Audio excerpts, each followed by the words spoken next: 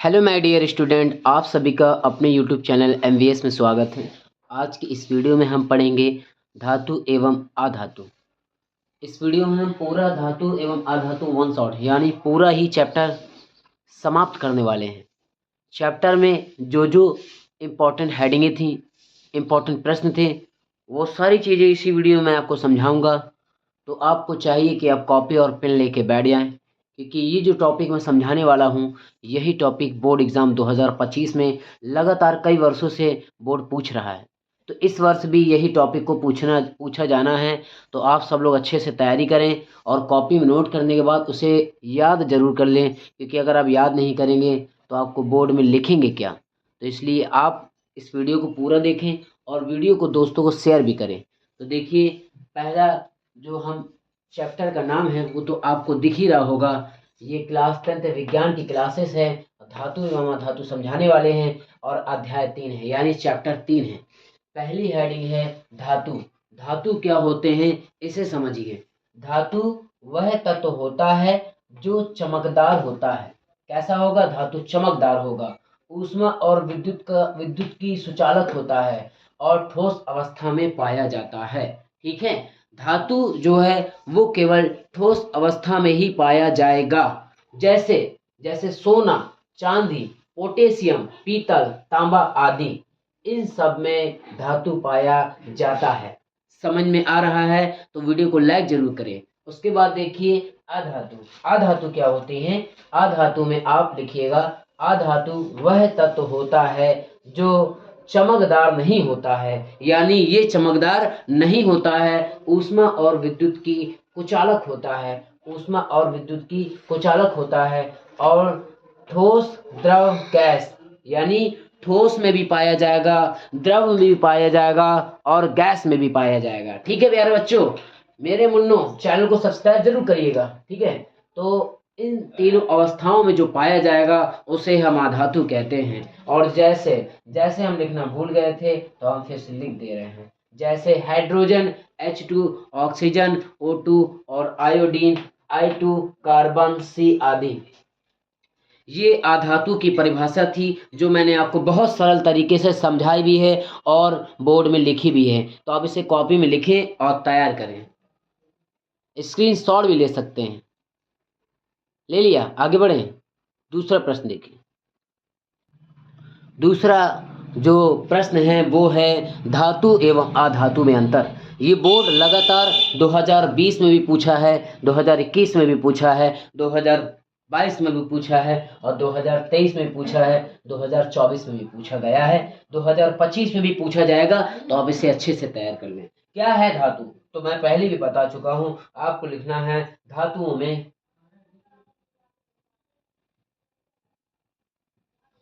धात्विक चमक होती है।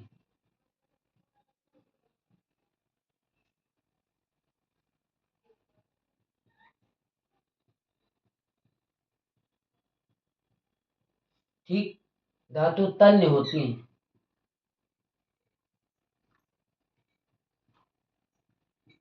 अगर आपको समझ में नहीं आ रहा तो आप कमेंट सेक्शन में पूछ सकते हैं। धातु तन्य होती है।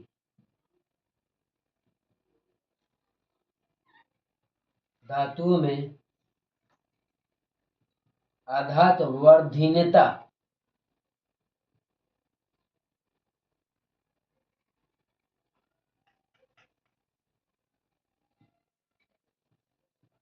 वर्धीनता का गुण होता है।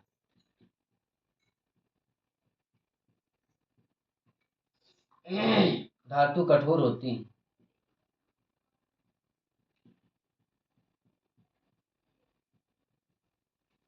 देख लीजिए, दिखाई दे रहा है? Very good. हाँ, तो प्रत्येक धातु इलेक्ट्रॉन त्यागती है।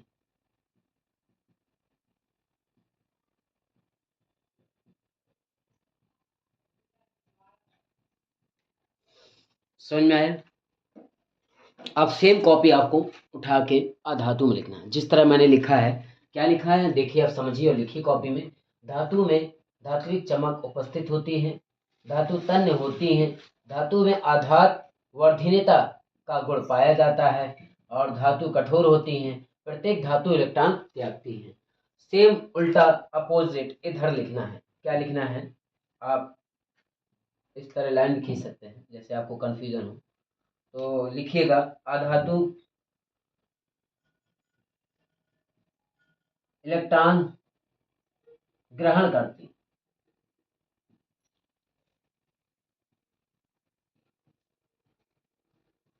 ठीक, उसके बाद धातु कठोर होती है, अधातु भंगुर होती है, यानी टूट जाती है।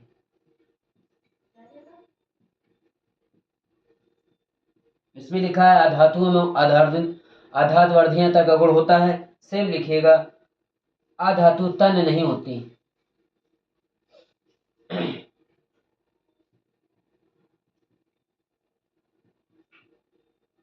आधातु में आधातवर्धीनता का गुण नहीं होता है। ठीक, सेम टू सेम लिखना है, उल्टा बस करना। ये क्या लिखा, धातु तन्य होती, अधातु तन्य नहीं होती।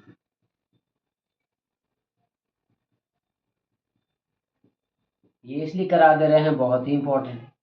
उसके बाद धातुओं में चमक होती है।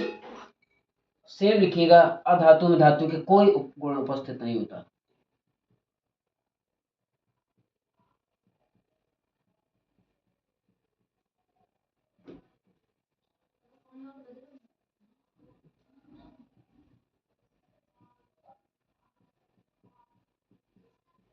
लीजिए, मैंने आपका धातु और अधातु कंप्लीट करा दिया, यानी आपको पता है।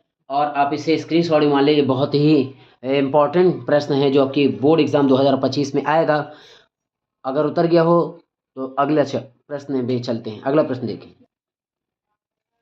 देखिए सक्रियता श्रेणी को मैं समझाने वाला हूँ। सक्रियता श्रेणी तो आप लिखिएगा वह श्रेणी जिसमें तत्वों को उसकी क्रियाशीलता के घटते क्रम में रखा जाता है। ठीक है, वह श्रेणी जिसमें तत्वों को उसकी क्रियाशीलता के घटते क्रम में रखा जाता है। तो अब उसका ये जो मैंने इसके क्या है कि क्रियाशीलता का घटता क्रम जो आपको दिखाया है, तो आप देखिए कैसे लिखा है। Potassium, sodium, calcium, magnesium, aluminium, zinc, iron, lead, hydrogen, तांबा, पारा, चांदी, सोना। तो आप इस तरह से भी इसको लिख सकते हैं, याद कर सकते हैं। ये मैंने इसका ट्रिक भी लिख दी है। कल्लू ने कार मांगी, आगे जिसका फूटा शीशा, हमारी कार गई अभी आज, हमारी कार हिल गई अभी आज। तो ये एक ट्रिक थी जो मैंने अपने प्यारे बच्चों के लिए लिखी है। तो आप लोग इसका स्क्रीनशॉट मारें और इसे तैयार करें। अगर हो गया हो तो आगे अगली हेडिंग में चलते हैं।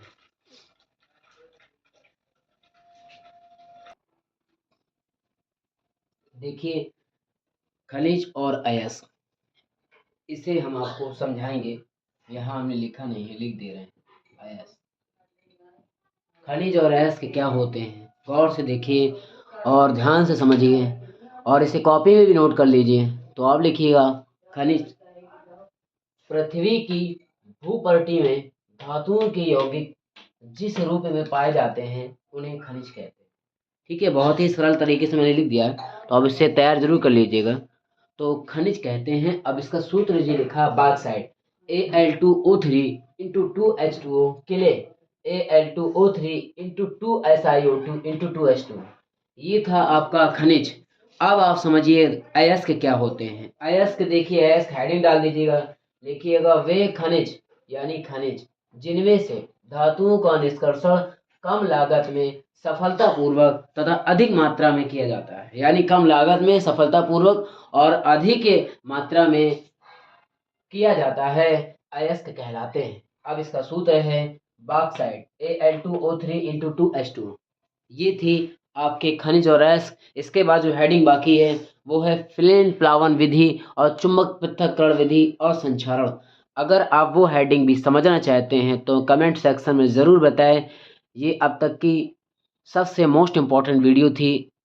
बोर्ड एग्ज़ाम 2025 की सभी मोस्ट इम्पॉर्टेंट वीडियो आपके इसी चैनल MVS में प्रतिदिन अपलोड की जाएंगी। तो आप उस वीडियो को जाके देखें और अपनी बोर्ड की तैयारी करें और ये वीडियो अपने दोस्तों को भी शेयर करें ताकि उनकी भी तैयारी हो सके। तो अगर आपको पूरी वीडियो अच्छी लगी हो और आपने ये वीडियो दोस्तों को शेयर की हो, और अगर आप नए हो तो इस चैनल को सब्सक्राइब जरूर करिएगा, क्योंकि